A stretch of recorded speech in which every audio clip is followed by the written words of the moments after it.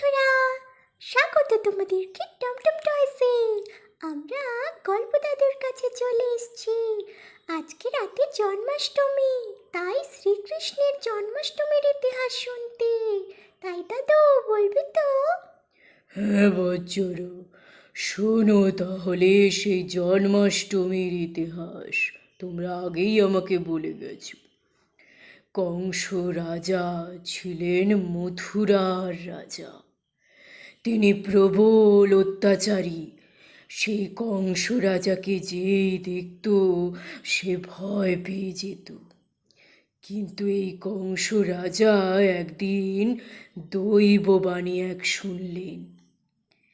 তুমি যেভাবে সবাইকে হত্যা করছো, একদিন তোমার ভগিনীর সন্তান তোমাকেও হত্যা করবে। কংস, অত্যাচারী কংস তোমাকেও হত্যা করবে। এই কথা শুনে তিনি কি করলেন, তার ভগিনী দেবকী এবং তার স্বামী বসুদেবকে একেবারে বন্দি করে এনে ফেললেন এই মথুরায় এবং তাদেরকে মারতে উদ্যত হলেন। কিন্তু তারা তাদের সন্তান কংস রাজার হাতেই তুলে দেবে বলতে তারা প্রাণে রক্ষা পেল। কিন্তু একদিন কংস রাজা উদ্যানে আছেন, তার এক দাস এসে বলল, রাজামশাই, আপনার জয় হোক। আপনার ভগিনী দেবকী কারাগারে একটি পুত্র সন্তানের জন্ম দিয়েছেন। চলুন মহারাজ কংস, চলুন চলুন। তাই নাকি? চলো তাহলে, ওই পুত্রকে আমি এক্ষুনি মেরে ফেলবো। ও আমার প্রাণ নাশ করবে, কিন্তু অষ্টম গর্ভের সন্তান যদি আমাকে নাশ করে, কিন্তু তাও আমি বিশ্বাস করব না। আমি সমস্ত সন্তানকেই মেরে ফেলবো। ওই বুঝো এ রাজা কংস আসছেন, তার হুঙ্কার শুনতে পাচ্ছি। দেবকী, তুমি শুনতে পাচ্ছ? হ্যাঁ, ঠিকই শুনেছ রাজা বসুদেব। এই পুত্র সন্তানকে আমার হাতে তুলে দাও, তুলে দাও আমার হাতে। ওকে মারবেন না, ওকে মারবেন না। এইটুকু পুত্র সন্তান আপনার কি ক্ষতি করতে পারে? আপনি আমাদেরকে দয়া করুন, আপনি আমাদেরকে দয়া করুন। এই পুত্র সন্তানকে প্রাণে মেরে ফেলবেন না, প্রাণে মেরে ফেলবেন না। এই পুত্র সন্তানকে আমাকে তুমি দান করে দাও। তারপরে তিনি সেই পুত্র সন্তানকে আছাড় দিয়ে মেরে ফেললেন।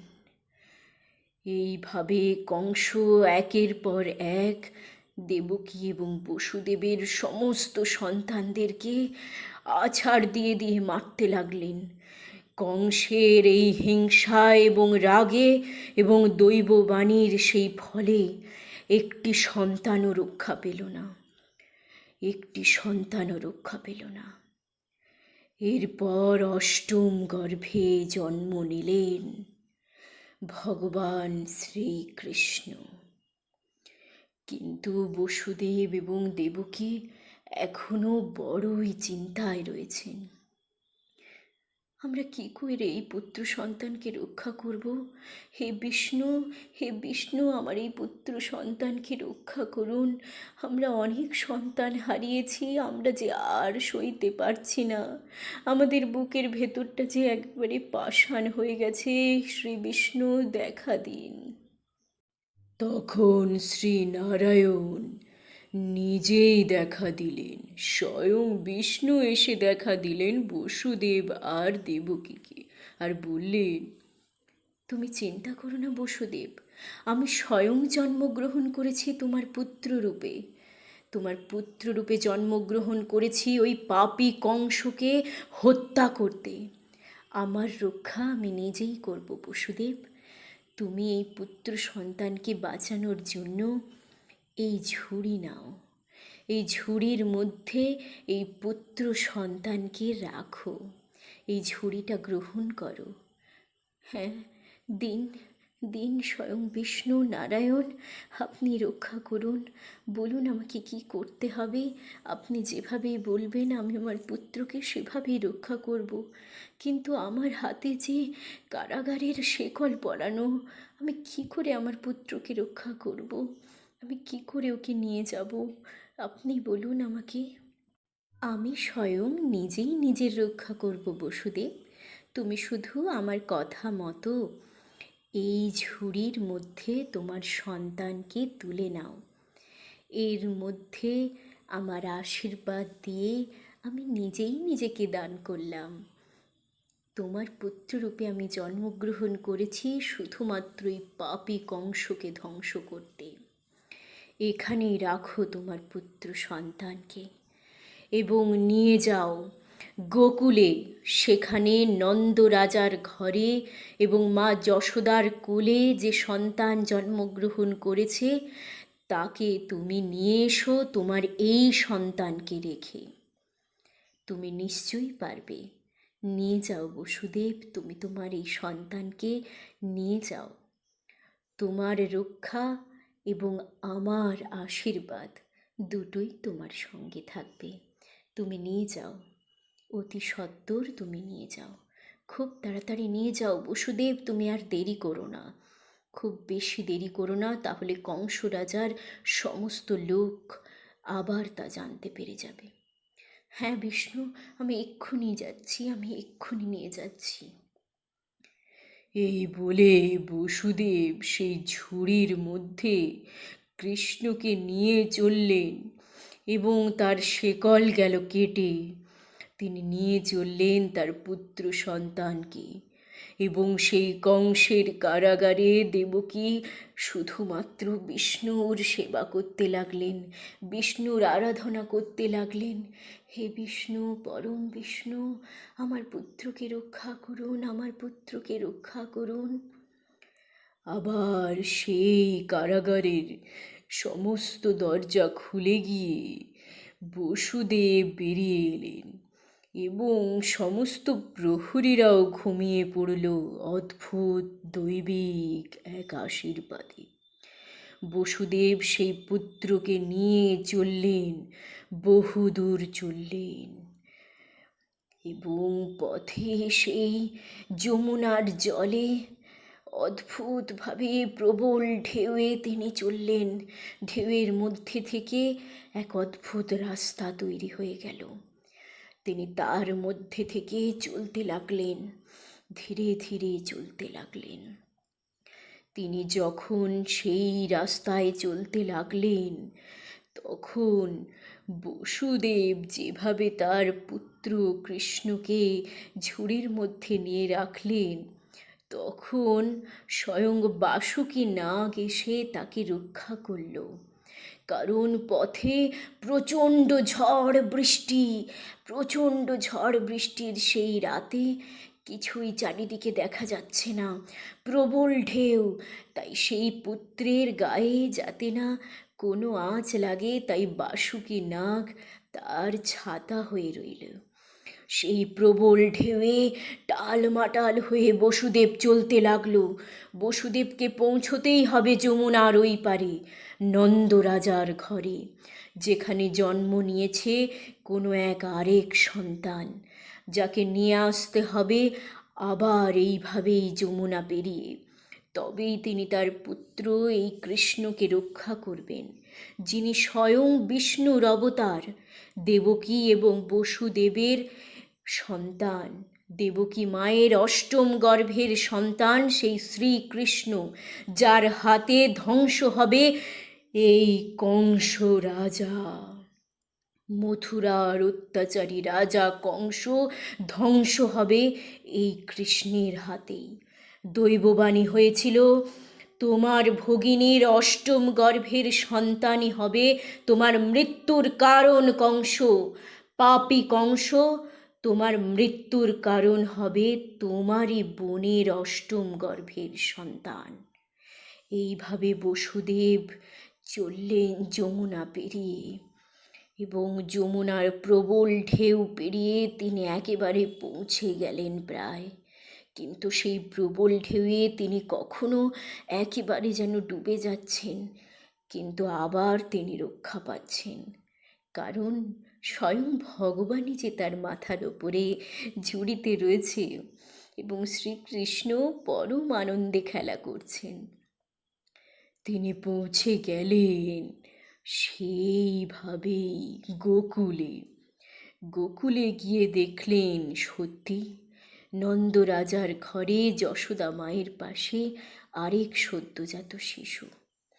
তখন তিনি সেই শিশুকে দেখে তার পাশে রেখে দিলেন শ্রীকৃষ্ণকে এবং সদ্যোজাত সেই শিশুকে কোলে তুলে নিলেন এবং তাকেও আবার রাখলেন ওই ঝুড়ির মধ্যেই, এবং সেই ঝুড়ির মধ্যে রেখে আবার তিনি সেই ঝুড়িকে নিয়ে নিলেন তার মাথার ওপরে এবং চলতে লাগলেন। তাকে খুব তাড়াতাড়ি পৌঁছতে হবে আবার মথুরায়, না হলে যে কংস সব কিছুই জানতে পেরে যাবে। তিনি খুব তাড়াতাড়ি চলতে লাগলেন, খুব তাড়াতাড়ি তাকে আবার পৌঁছে যেতে হবে, পৌঁছে যেতে হবে ওইখানে, পৌঁছে যেতে হবে। তিনি আবার সেই যমুনার জল পেরিয়ে চললেন, সেই সন্তানকে নিয়ে আবার চললেন। এদিকে দৈবকী শুধুমাত্র বিষ্ণুর আরাধনা করে চলেছেন এবং সেখানে এসে তিনি দৈবকীর কোলে সেই সন্তানকে দিলেন এবং দৈবকী বললেন, স্বামী, স্বামী মহারাজ, এই সুন্দর এই সদ্যোজাত এই শিশুকে কি আমরা রক্ষা করতে পারবো? আমরা তো আমাদের পুত্রকে রক্ষা করলাম, কিন্তু এই সন্তানকে কে রক্ষা করবে মহারাজ, কে রক্ষা করবে? তুমি চিন্তা করো না দেবকী, তুমি চিন্তা করো না। স্বয়ং বিষ্ণু আমাদেরকে পরামর্শ দিয়েছেন যখন, তিনি নিশ্চয়ই এই সন্তানকেও রক্ষা করবেন, নিশ্চয়ই রক্ষা করবেন। এদিকে কংস কারাগারে সন্তানের খবর পেয়ে আবার চলে এলেন। এ কি, তোমাদের তো আবার পুত্র সন্তান হয়েছে, এ কোন সন্তান? ভগিনী, তুমি তোমার সন্তানকে আমার হাতে তুলে দাও অন্যান্য সববারের মতোই। এই সন্তানকে আমি একেবারে এক্ষুনি শেষ করে ফেলব। এ তো একেবারে ক্ষুদ্র সন্তান, একে আমি আমার হাতের মুঠোয় নিয়ে নেব। একে আমি তো একদম আমার হাতের মুঠোয় নিয়ে নেব। ওকে ছেড়ে দিন, ওকে ছেড়ে দিন, ওকে মারবেন না, এইটুকু সন্তানকে মারবেন না। আর দেখো, একে আমি হাতের মুঠোয় ধরে নিয়েছি, একে তো আমি একেবারে আমার মুঠোর মধ্যে চেপেই শেষ করে ফেলবো। আমাকে আর কিছুই করতে হবে না, এই ছোট্ট সন্তান। তখনই সেই সন্তান হঠাৎ আকাশে উড়ে গেল এবং রূপ নিল যোগমায়ার, যার হাতে থাকলো ত্রিশূল। সেই যোগমায়ার মূর্তি ধারণ করল এবং সে বলল, কংস, আমি যোগমায়া, তুমি আমাকে হাতের মুঠোয় মারতে চেয়েছিলে। কংস, তোমাকে বধিবে যে গোকুলে বাড়িছে সে, তোমার ধ্বংস হবে। এ কি বলছো তুমি, এ কি বলছো? গোকুলে বাড়ছে? না, এ হতে পারে না। আমি তো দৈববাণী শুনেছি, আমার বোনের সন্তানই আমাকে হত্যা করবে এবং সে পুত্র সন্তান, সে কখনোই কন্যা সন্তান হতে পারে না। এটা কিভাবে সম্ভব হলো, এটা কিভাবে সম্ভব হলো?